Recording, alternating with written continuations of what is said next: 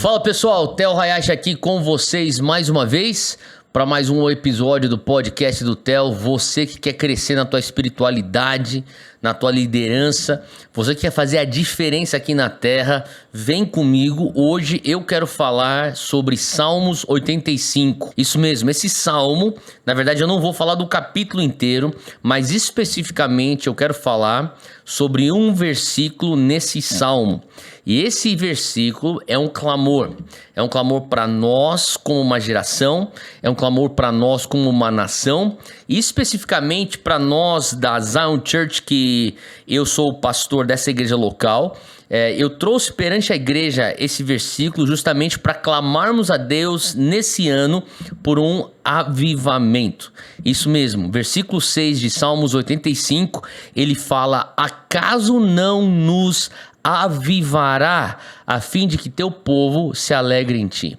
E tem uma versão que diz: acaso o Senhor não enviará avivamento mais uma vez, a fim de que o teu povo se alegre em ti. Eu quero falar sobre avivamento hoje. Esse Salmo de número 85, muitos estudiosos acreditam que foi escrito na época pós-exílio da Babilônia.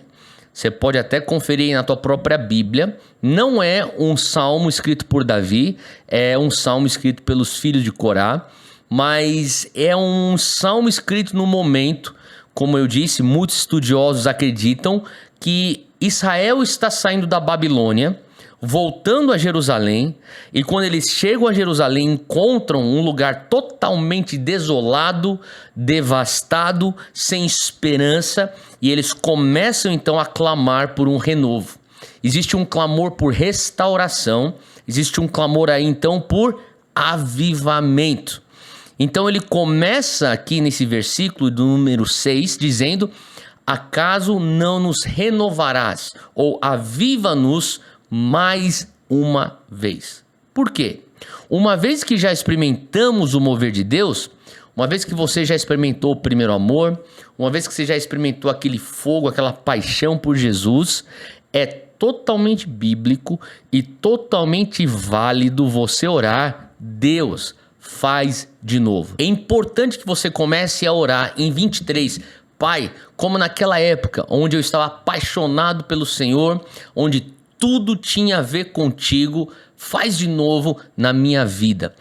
Você que ora essa oração, talvez você nem perceba, mas você está orando e clamando por um avivamento. E eu sei que nós, todas as vezes que nos deparamos com a missão que Deus nos dá, com o estado em que nós nos encontramos, a gente entende que existe uma discrepância tão grande que é só um avivamento para nos fazer realmente frutífero naquilo que somos chamados a cumprir.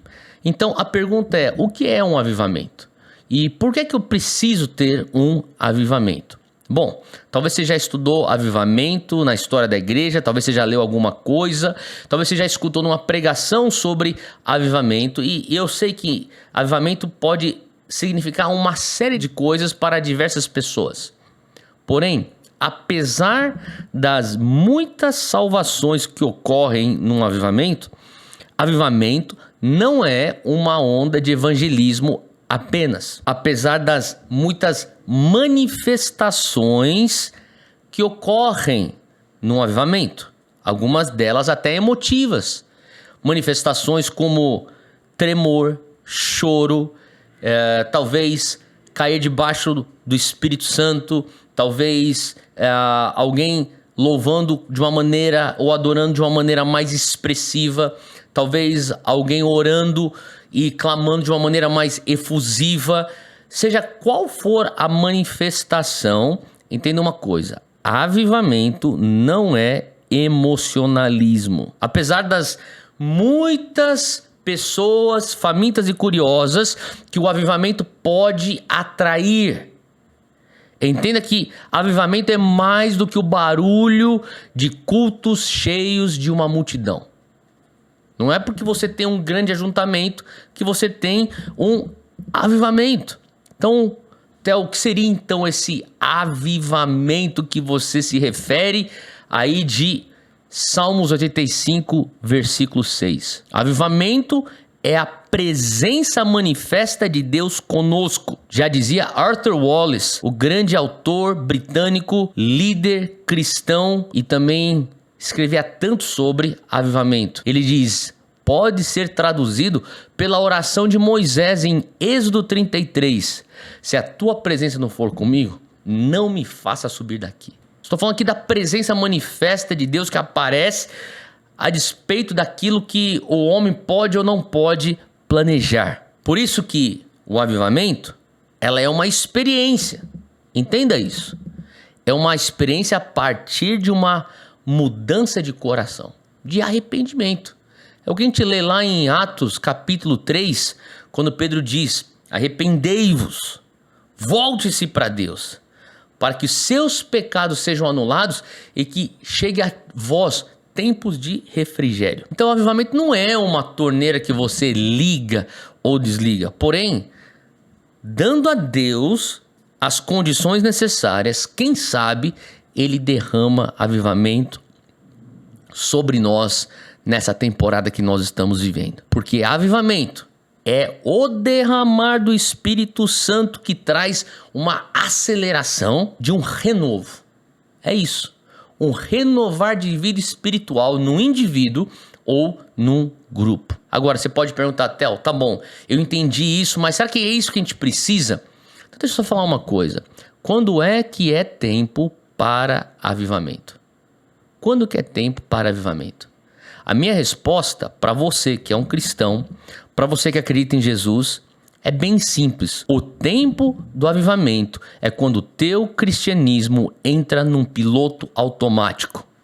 E quando o teu cristianismo entra num piloto automático, o teu amor e o teu fogo por Jesus vão se esfriar. Quando o fogo e o amor por Deus se esfria, é sinal que você já entrou em piloto automático no teu cristianismo. Então segue o fio aqui.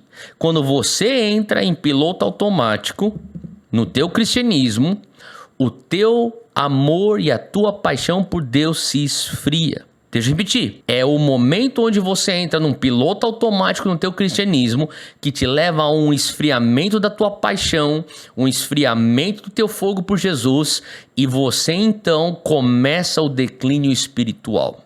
Agora, você pode perguntar: me explica melhor esse piloto automático, porque eu não quero estar nesse lugar que você menciona do piloto automático no meu cristianismo. Bom, o piloto automático no teu cristianismo acontece quando você se recusa a andar em fé. Toda vez que você quer viver a tua espiritualidade sem dar passos de fé, sem sair da tua zona de conforto, você começa a entrar em piloto automático, em modo piloto automático. O que significa isso? Significa que quando o nosso cristianismo não requer mais fé, é questão de tempo para o esfriamento. É assim como um músculo que fica dentro de um gesso. Quando você tira o gesso, você descobre que aquele músculo está atrofiado. E daí você precisa fazer fisioterapia. E o que significa essa fisioterapia?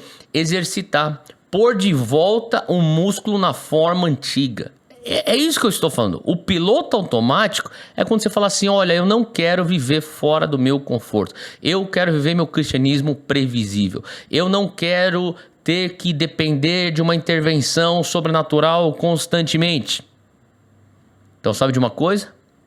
É questão de tempo para o teu esfriamento espiritual. Agora, quando eu falo esfriamento espiritual, eu sei que algumas pessoas podem ficar até um pouco assustadas. Tipo, cara, isso aí eu não quero na minha vida. E alguns podem pensar: mas isso aí nunca vai acontecer comigo. Esfriamento espiritual? Deixa eu te dizer uma coisa. Nós temos como descobrir e discernir se nós estamos num esfriamento espiritual. Esfriamento espiritual dá sinais. Eu vou te listar aqui alguns sinais do esfriamento espiritual. Número 1 é a apatia. O que seria apatia?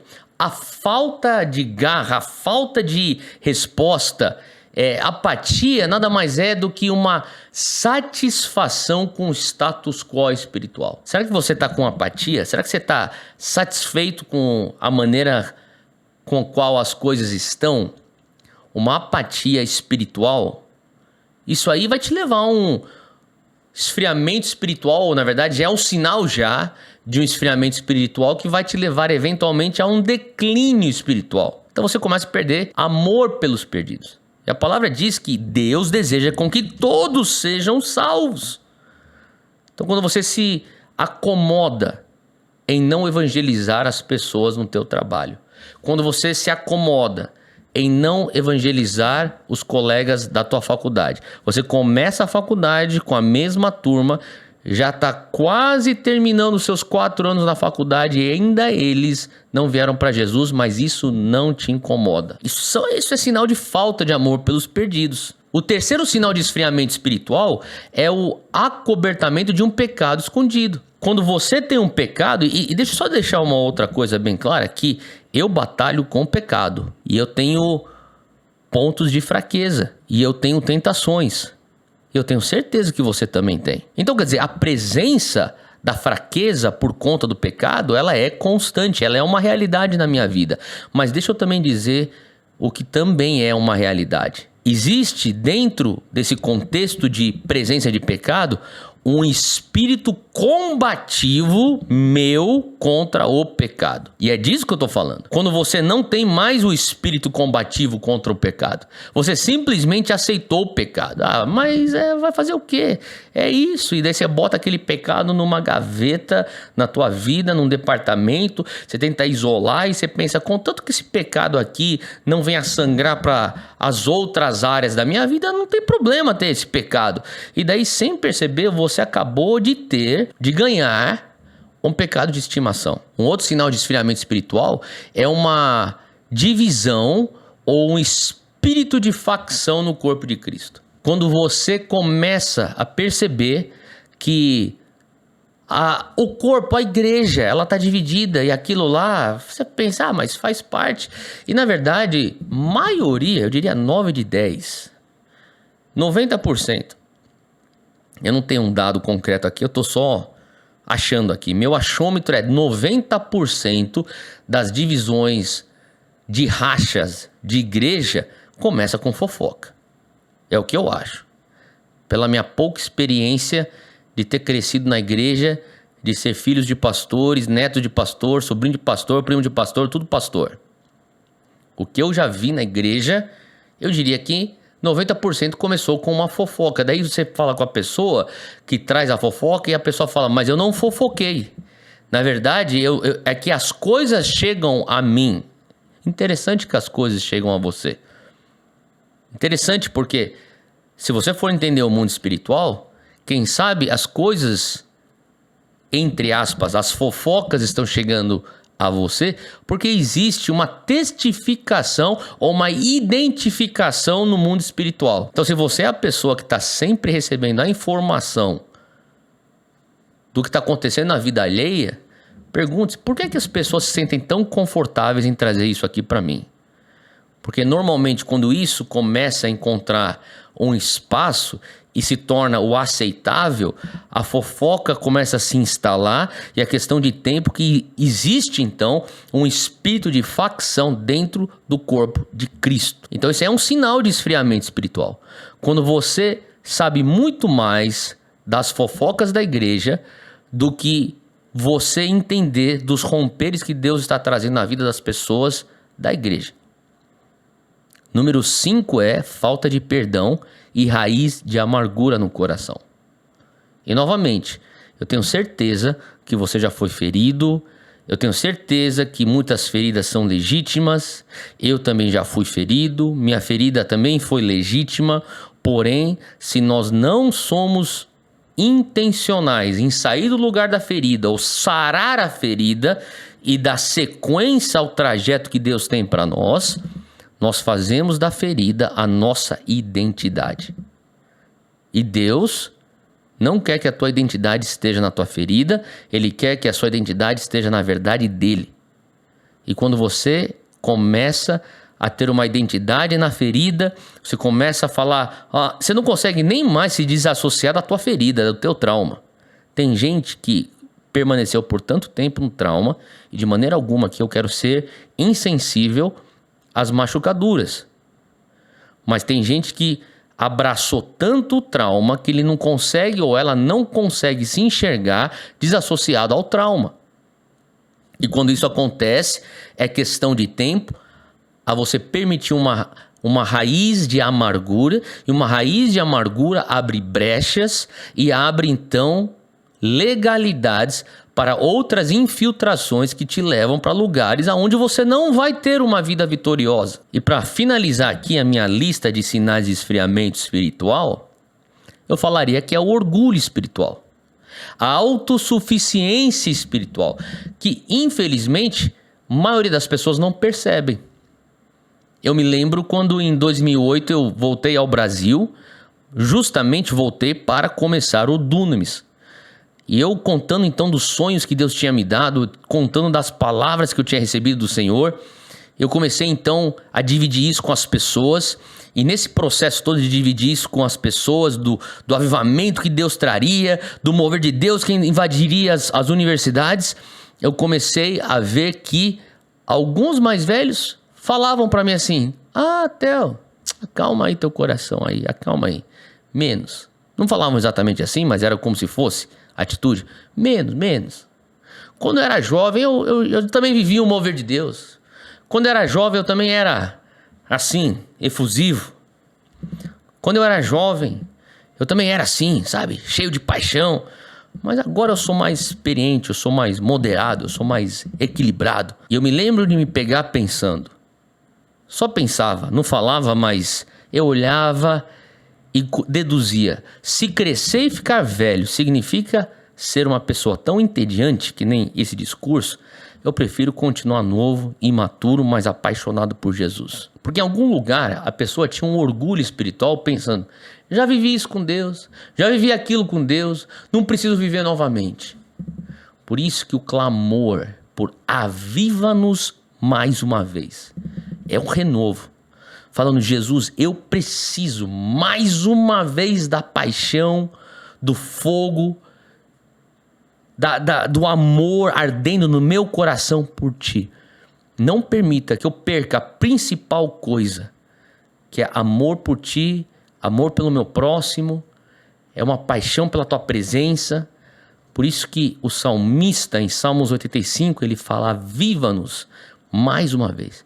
Se existe um plano de reconstrução de Jerusalém, ele entendeu: nós precisamos de um mover de Deus. Se existe um plano de uma construção, de uma vida a partir de 23, se existe o plano de uma construção, de uma visão a partir de 23, não existe uma estratégia melhor do que começar clamando: aviva-me mais uma vez. Deus te abençoe. Até o próximo episódio.